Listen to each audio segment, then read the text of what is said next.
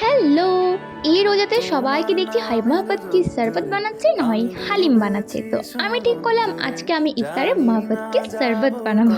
আমি এটা অনেক দিন ধরেই ভাবছিলাম যে বানাবো, যাই হোক তো আজকেই বানাচ্ছি।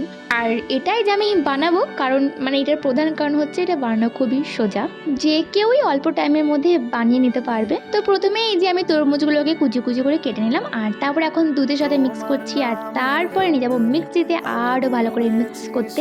এরকমই দেখতে কি সুন্দর লাগছে না? মনে হচ্ছে এরকম ভাবেই রেখে দিই, আর কিছু করার দরকারই নেই। আর তারপর এটা আমি মাকে দিলাম মিক্সিতে দিতে। আমি ওই মিক্সি টিক্সি চালাতে পারি না, আমার প্রচণ্ড ভয় লাগে।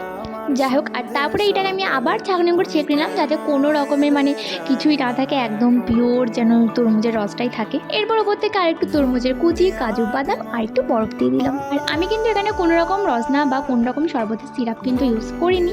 তো চলো দেখা হচ্ছে নেক্সট ব্লগে, বাই।